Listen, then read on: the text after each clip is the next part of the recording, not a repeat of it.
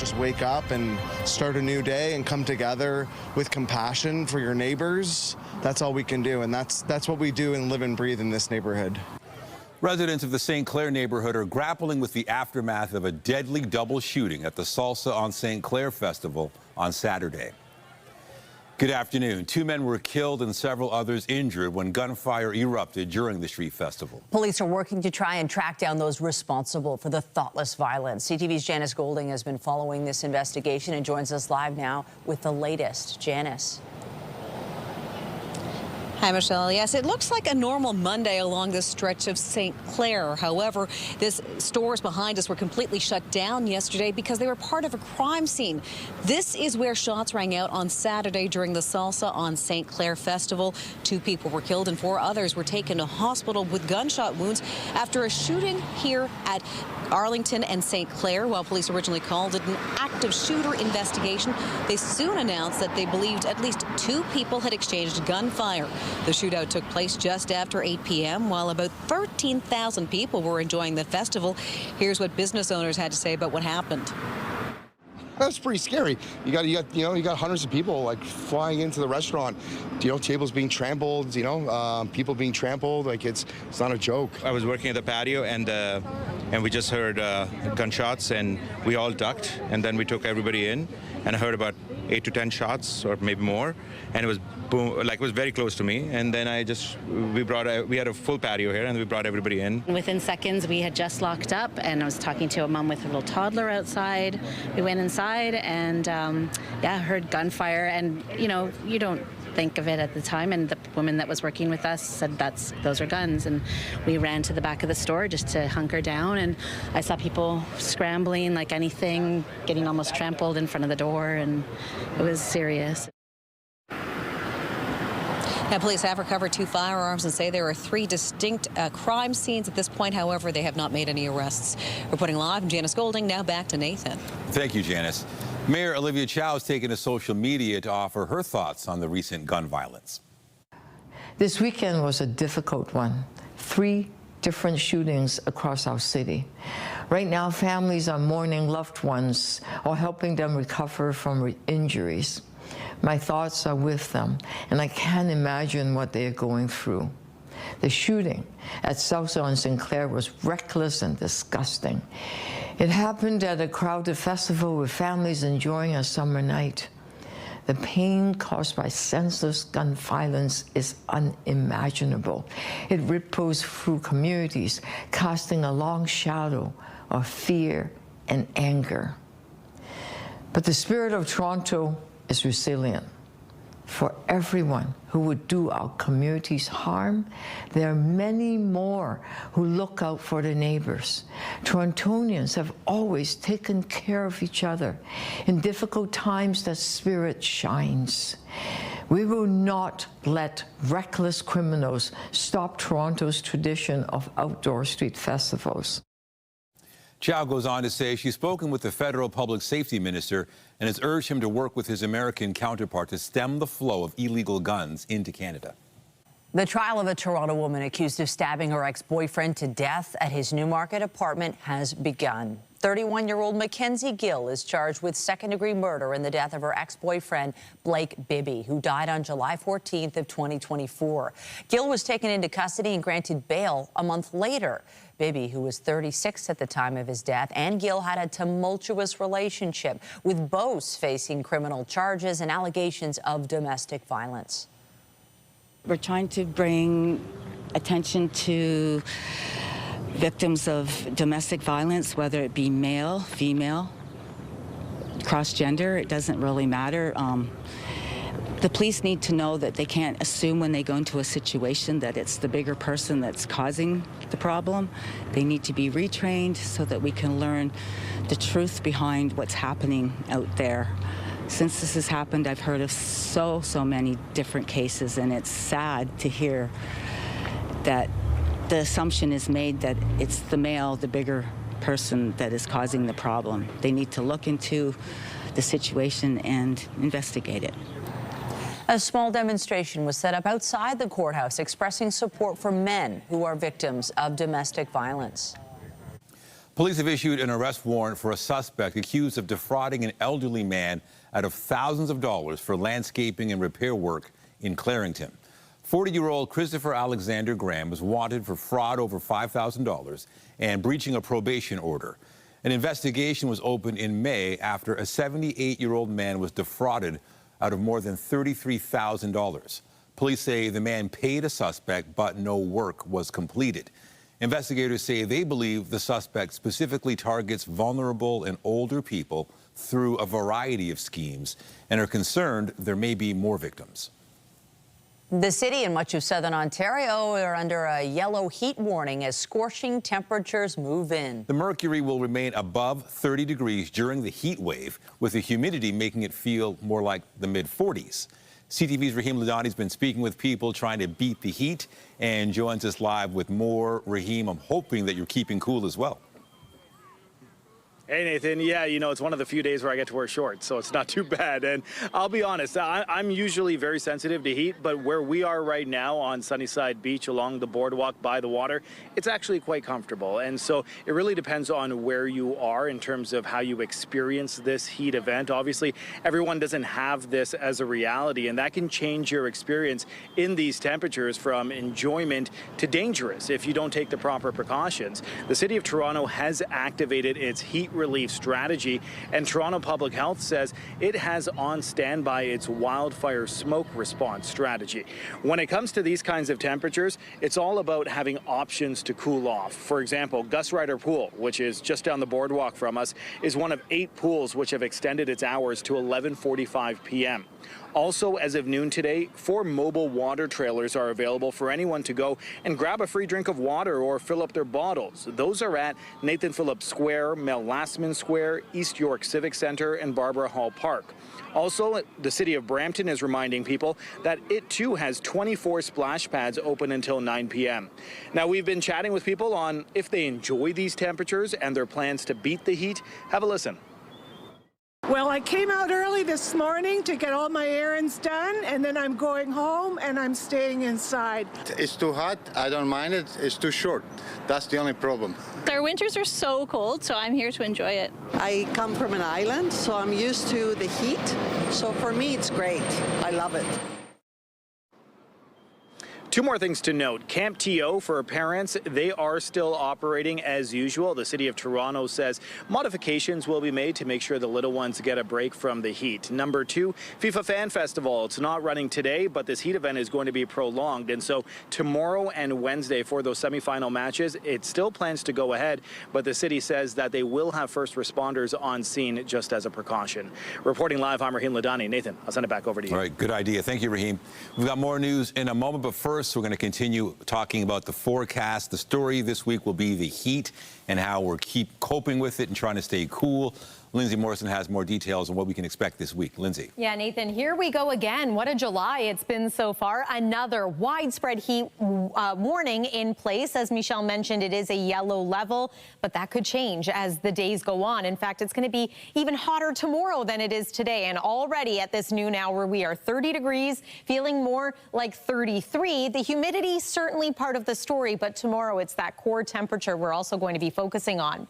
Rahim mentioned the winds off Lake Ontario, nice southerly breeze. The wind's not particularly strong, so not a whole lot of relief, but perhaps just enough, especially at this point in the day. All is clear on the satellite and radar. It will be a dry day, mainly sunny skies, and an afternoon high of 34 degrees, feeling more like 39. So yes, this is just day 1 on what is going to be a sweltering couple of days, especially tomorrow. We'll give you an idea of just how hot and humid it's going to get coming up. For now, Michelle, I'll send it over to you. Thank you, Lindsay. 3 people were taken to hospital this weekend as a result of a fire sparked by an e-scooter battery. Flames broke out at a high-rise building on Lawrence Avenue East yesterday morning. Toronto Fire Chief Jim Jessup posted pictures from the scene.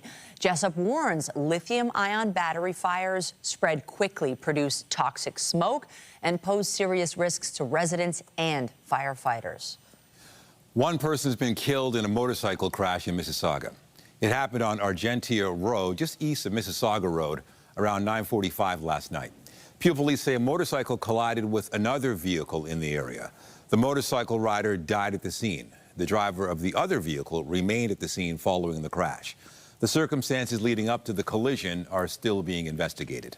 Still to come on CTV News at noon, health officials sounding the alarm about rising numbers of e-scooter-related injuries. We'll have those details a little later in the newscast. Bonnie Crombie has confirmed she will be running to become Mississauga's next mayor. Crombie says she will officially register tomorrow. Crombie, as you know, served as the city's mayor from 2014 to 2024. She was elected after former mayor Hazel McCallion stepped down after 36 years in office. Crombie left the position in 2024 and went on to become leader of the Ontario Liberal Party. However, she resigned as party leader after failing to win a seat in the last provincial election and a weak leadership review. After Crombie's announcement over the weekend, incumbent Mayor Carolyn Parrish posted the following message on social media. Well, Bonnie Crombie announced today at a community barbecue that Mississauga needs stable leadership. I agree. I believe, in fact, we have that now. No aspirations to other levels of government. Total dedication to our city. Hopefully, we all agree with Miss Crombie. John Tory Jr., the son of former Mayor John Tory, has suspended his campaign for the federal Liberal nomination in the riding of Beaches, East York. The nomination meeting is this Saturday, July 18th at Glen Ames School, and anybody who is a registered Liberal before July 10th, I believe it's in the notice, is eligible to vote. And you're right, there were a couple of candidates who have also put themselves forward for nomination, and they've been working on this for many years in terms of building their roots in the community as Liberals and as people who had shown interest in seeking the office. And I feel like, for me, there was not a great prospect of success, but there is a great prospect of success if we unite behind the eventual nominee and make sure they get elected. Tory spoke about the decision with his father on News Talk 1010 this morning. Tory Sr. was serving as a fill-in host. The younger Tory's departure from the race comes just 11 days after he announced his intention to run. Electric bikes and scooters have grown in popularity, but the number of injuries involving these machines has also spiked. Now, a young teen who's recovering after a traumatic injury is offering a message to other riders. CTV's Garrett Berry has the details. Jaden King just wants to get back to living. Get out change arms and go back on the quad. Hunting, fishing, getting out around the bay, out to the country in rural Newfoundland. He loves to be dropped off in the middle of nowhere, walk to a pond with his fishing rod and his tent, and spend the whole day there. He has taken these first steps, but it's a long road back, weeks in hospital after a traumatic electric scooter accident in May. 70 days. Too much. He was driving the scooter with a friend on the back when he lost control of the machine. Went face forward into the pavement, and the boy that was on the back of him came down on top of Jaden. The helmet he was wearing surely saved his life, but still, injuries to his head were severe.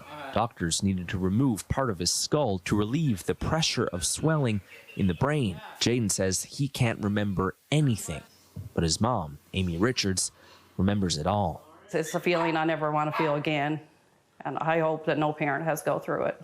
Electric bikes and scooters are governed by a real patchwork of laws across the country. Different cities have different rules about how fast you can go and where they can be used. But as they're becoming way more popular, especially among children and young adults, more people are calling for stricter regulations, and more experts are weighing in on the dangers of these machines.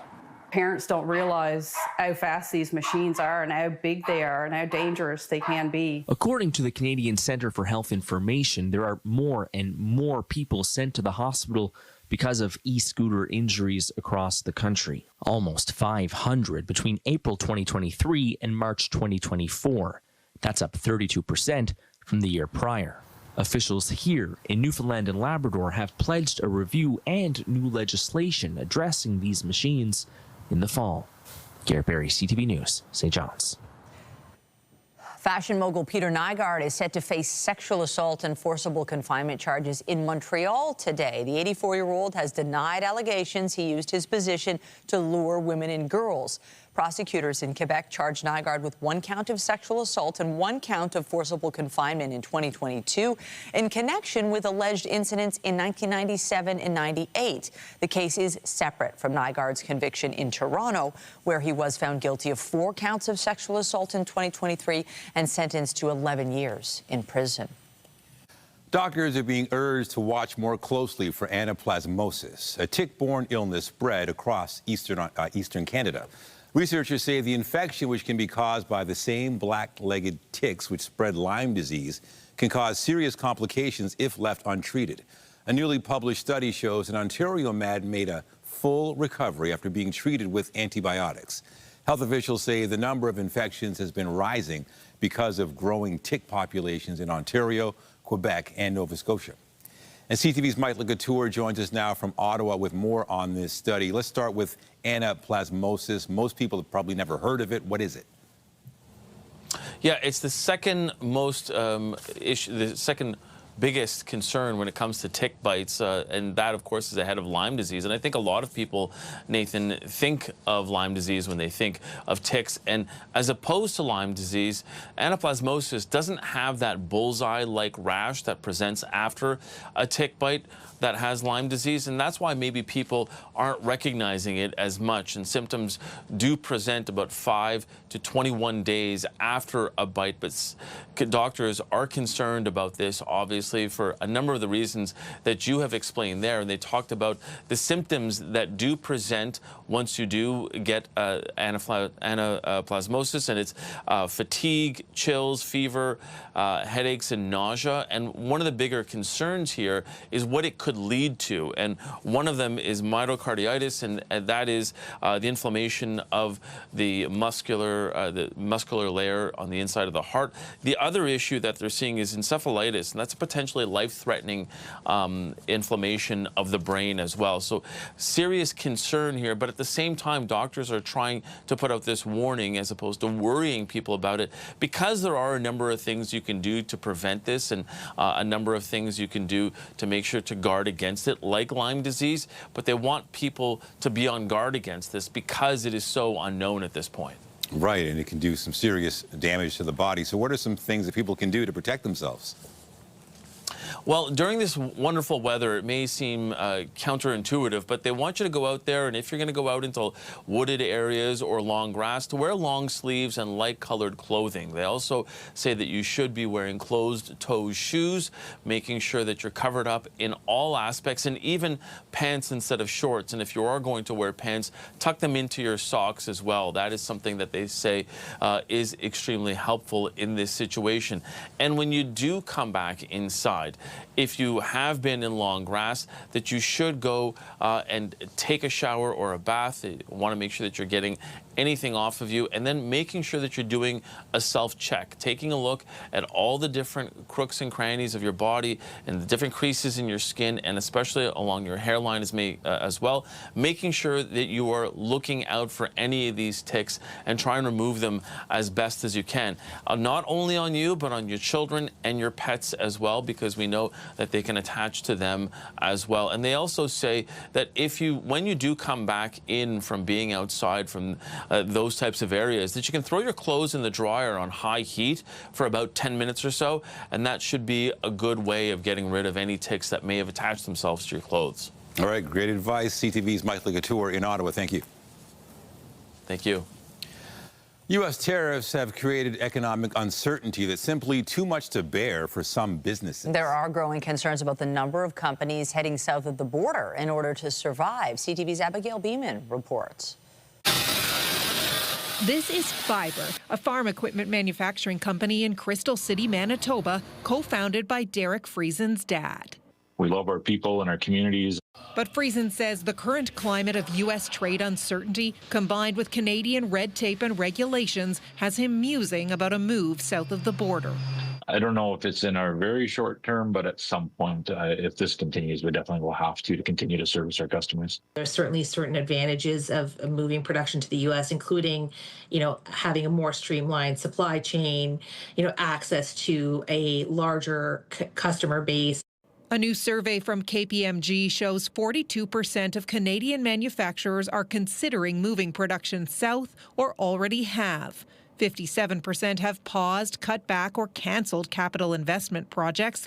And 61% say their business can't survive without access to the United States. Canadian companies are no longer in the wait-and-see mode. Canadian manufacturers and exporters saw similar results from their own survey. The CEO says trying to work around tariffs makes Canadian companies less competitive. It is the worst of all worlds when you have a situation where you can't really predict what the future is going to be.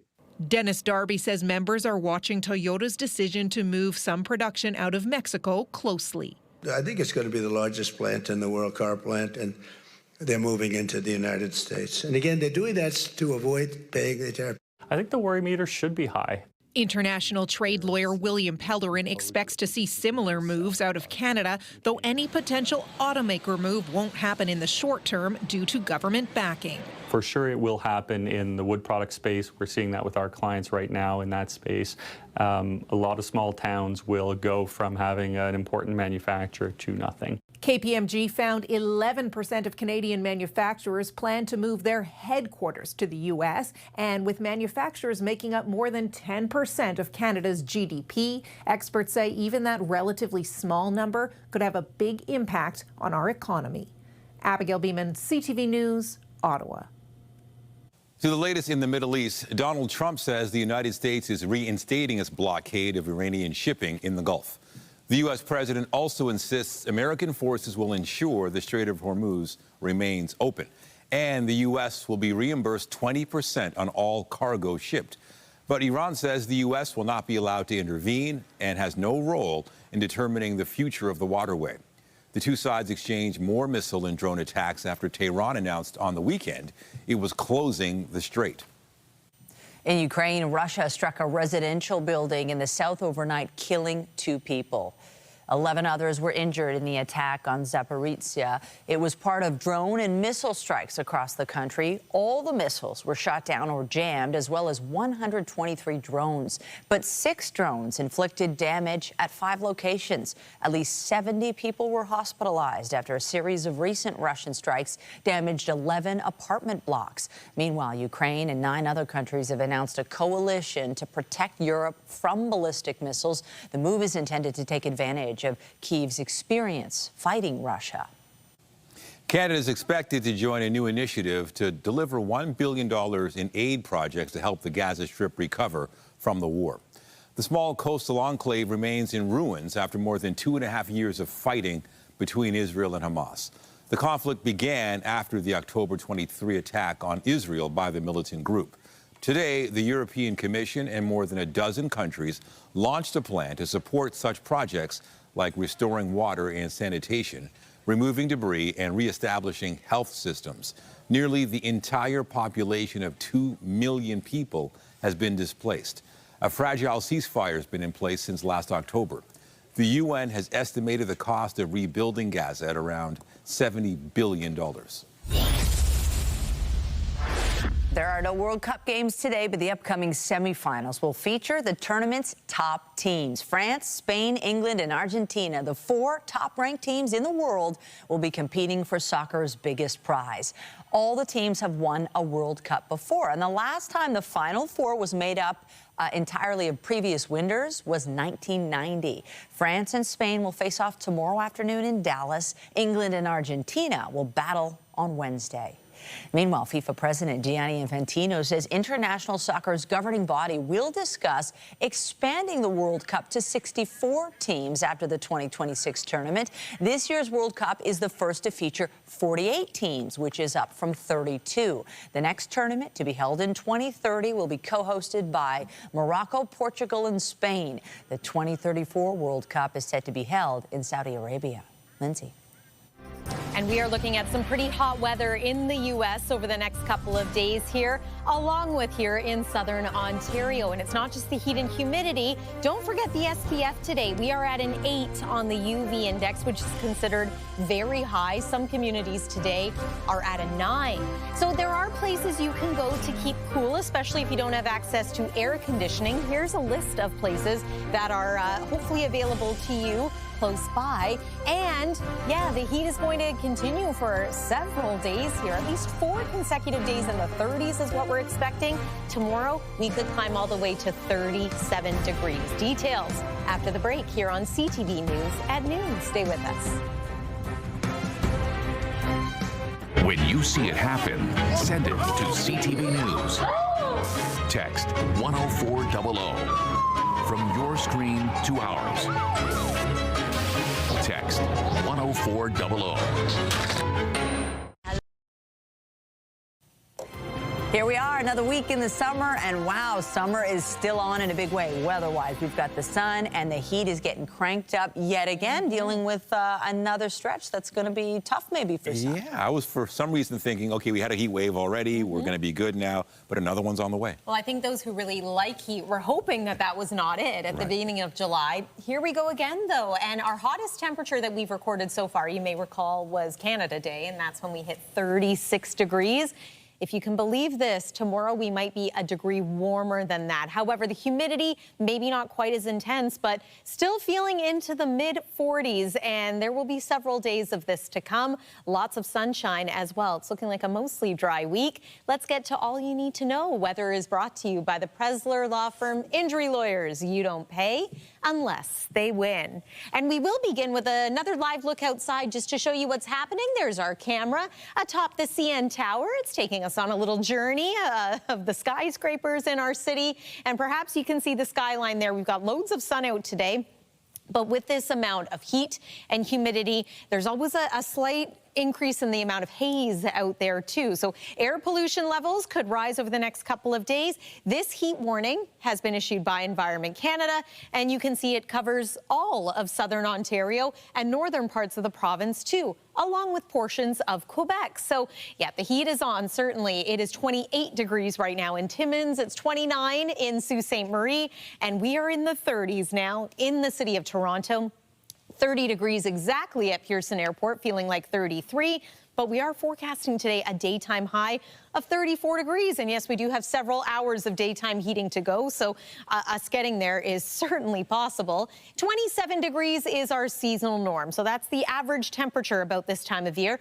Thunder Bay, 35 degrees already today. It's been very hot in parts of Manitoba over the weekend, in Saskatchewan as well, and now it's our turn. So there's a look at today's highs.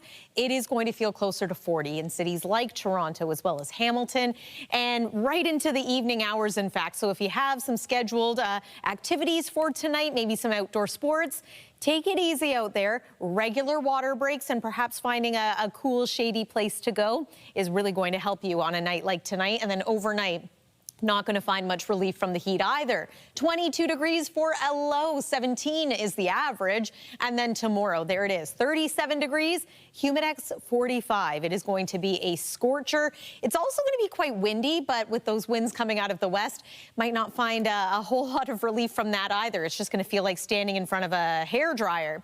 36 degrees tomorrow in Burlington as well as Aurora. As you can see, wall-to-wall sunshine, hot in parts of Muskoka too. 32 degrees is what we're forecasting in Huntsville, and you can expect that it's going to be mostly dry in most areas. Just a couple of exceptions, mainly to the east of Georgian Bay, but closer to the border with Quebec. That's where we could see some quick passing showers or perhaps even some storms. It really doesn't happen until we get to Tuesday night. So there we go. Once again, the city of Ottawa perhaps, but we remain, again, mostly dry here in Toronto. Slight chance of a shower into the day on Wednesday. Here is the 7-day forecast. Otherwise, though, sun, temperatures in the 30s. We cool down, relatively speaking, into Friday and Saturday with highs of around 28 degrees. And we've got a chance of showers over the weekend too.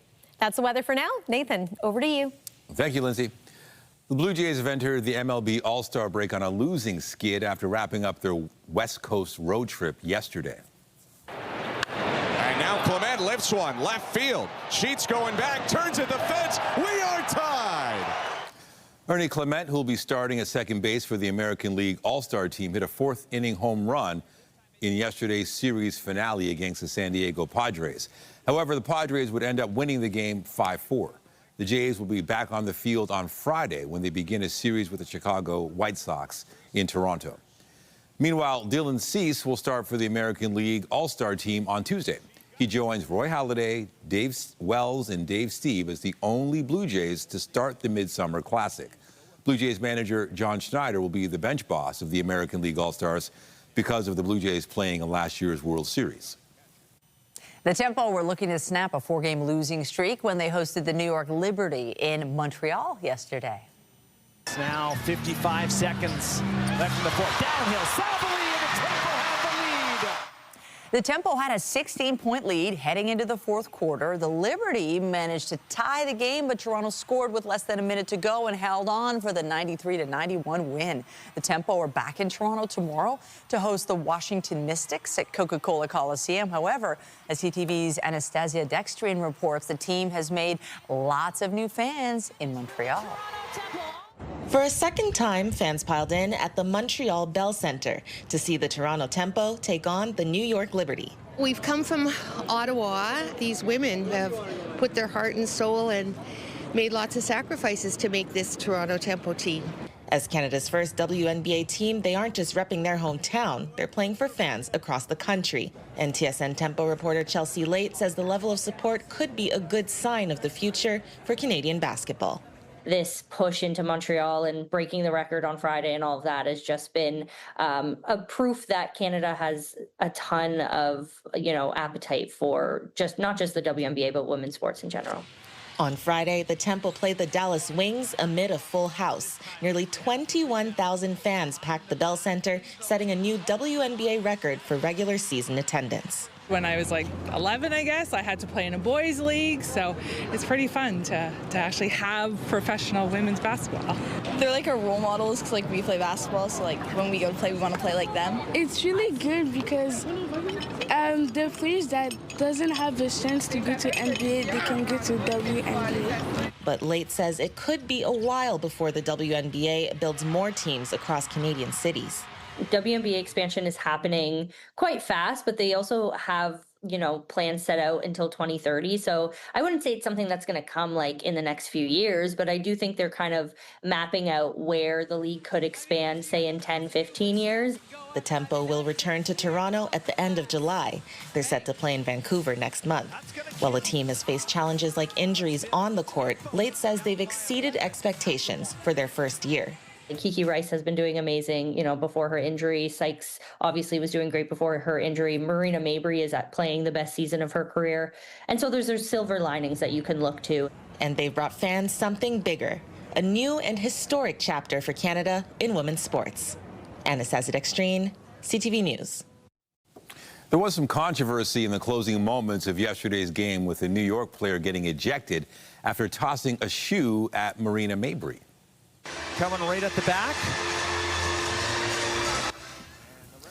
Lainey Hamilton says she was just trying to get the shoe back to its owner after it had fallen off another player earlier in the game. However, Mabry and Lainey Hamilton had scuffled throughout the game, including both receiving technical fouls in the third quarter. Still to come, potential for changing rules around sick notes. We'll have more on the possible impacts for those in need of a day off when we come back.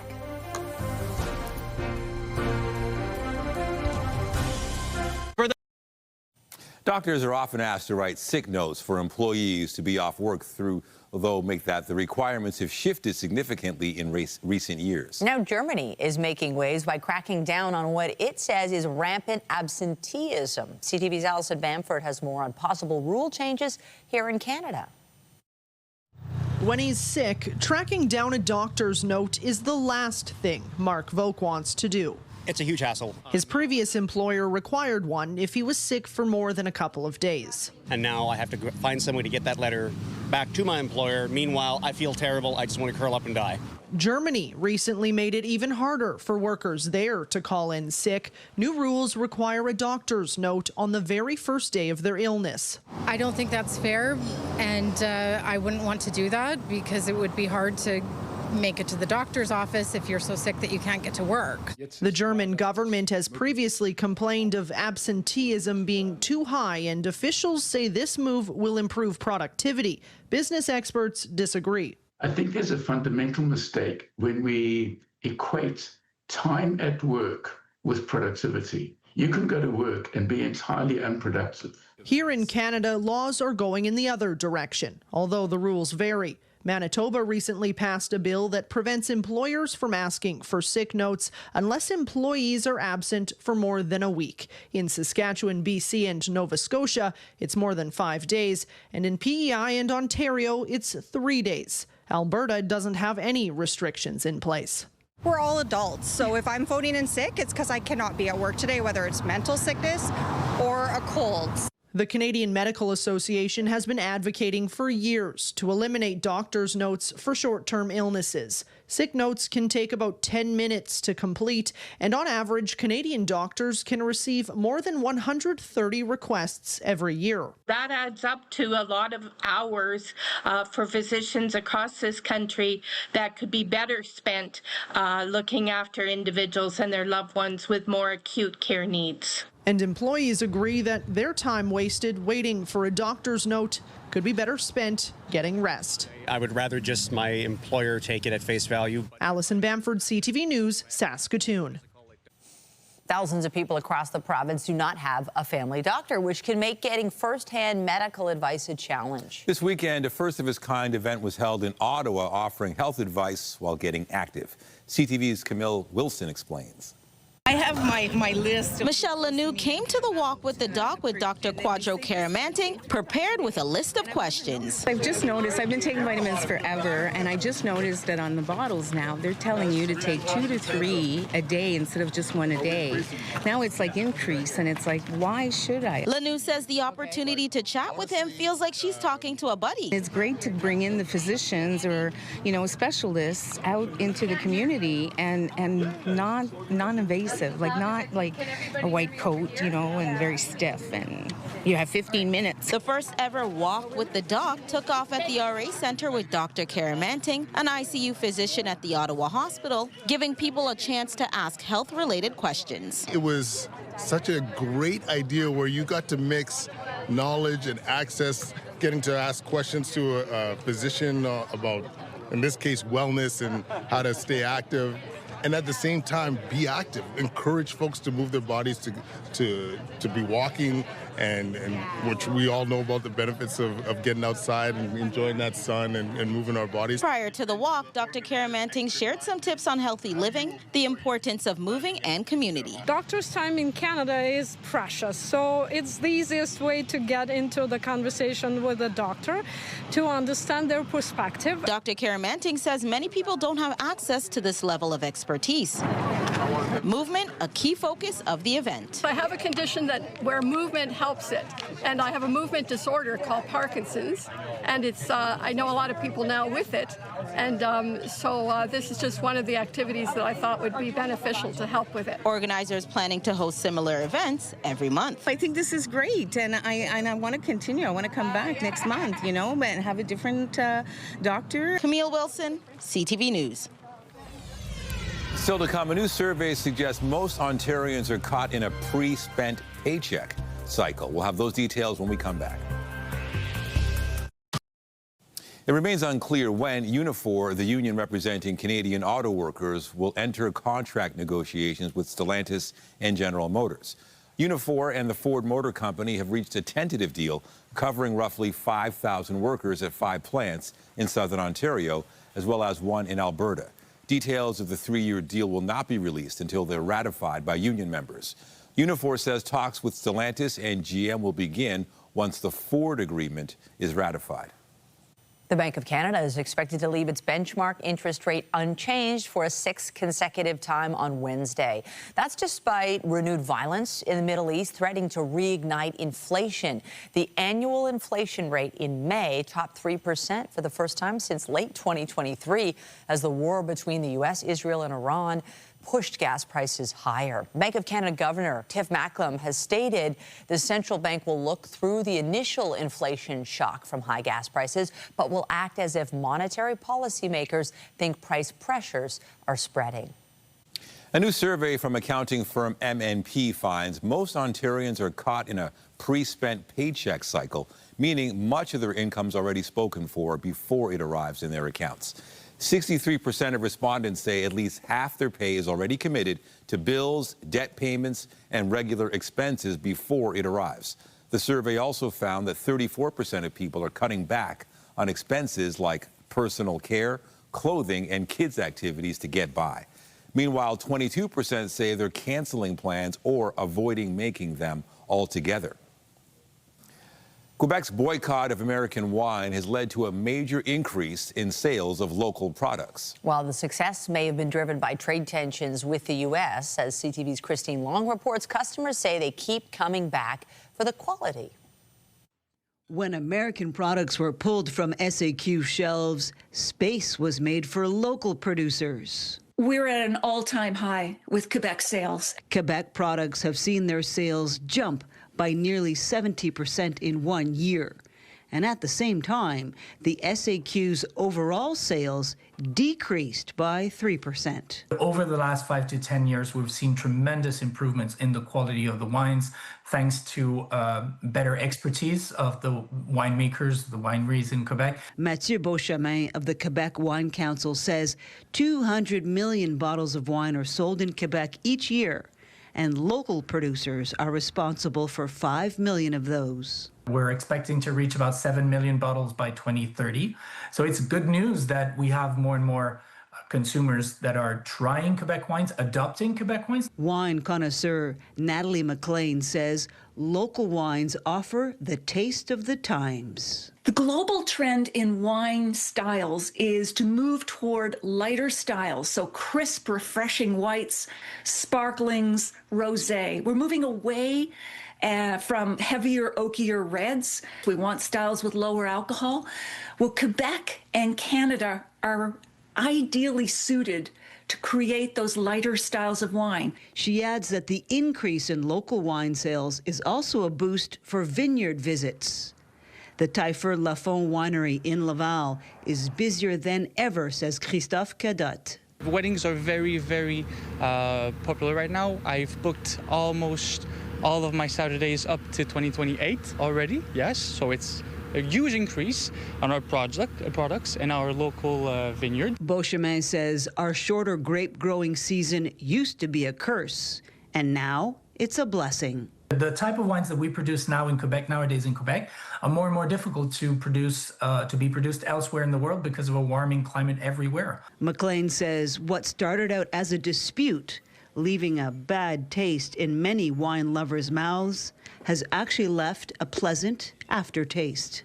People are finally starting to try Quebec and Canadian wines.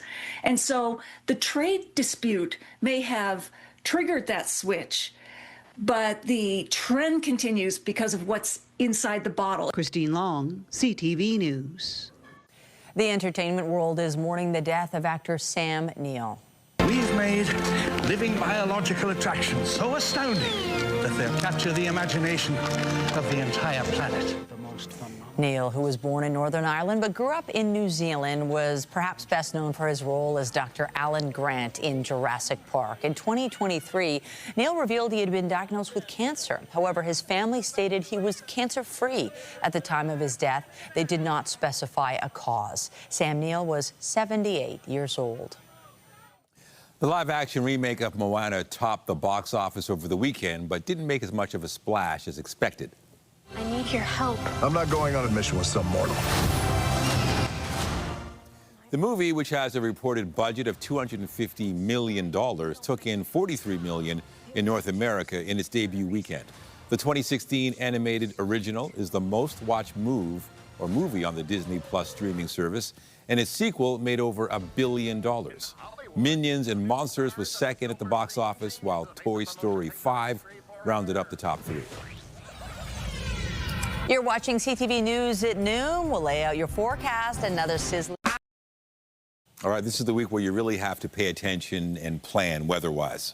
I think, fortunately, are we getting a bit used to this now? I think it's becoming more the norm. I think we're becoming acclimatized, but that said, you should not let your guard down. You have to remember all the same things that we think about when the first heat wave of the season arrives, and that's basic things like staying hydrated, having a cool place to go, taking regular breaks, especially if you do work outside. The heat wave begins today. It's going to last for likely 4 days, and perhaps beyond that too. So let's take one more look at the heat warning that is in place. This is a yellow level alert. It's widespread. It includes all of us here in southern Ontario. Part of the reason for the heat warning, of course, the hot and humid days, but also these nighttime temperatures. When a temperature is still above 20 degrees through the overnight hours, that doesn't give your body an opportunity to cool down. And instead, well, especially for anybody without access to AC, that is very uncomfortable for sleeping too and getting the rest that you need. Tomorrow's expected daytime high is 37 degrees. If we hit that, it would not only be a record, but it would also be our hottest day of the year so far. Humid too, feeling like 45 in the next 3 days, are quite similar in nature, although of course, you know it's hot when suddenly 33 and 31 degrees are your cooler days. The weekend certainly gives us a break from the extreme heat and humidity. We've also got a little more cloud in the mix and a chance of showers as well, but stay cool over the next few here. Nathan and Michelle. All right. Thank you, Lindsay. And that's it for CTV News at noon. Remember, you can get Toronto's breaking news all day long on CP24 and at ctvnewstoronto.ca. For Lindsay Morrison and the whole team here, have a pleasant afternoon. I'm Michelle Dubé. And I'm Nathan Downer. Be sure to join us later for CTV News at 5 and 6.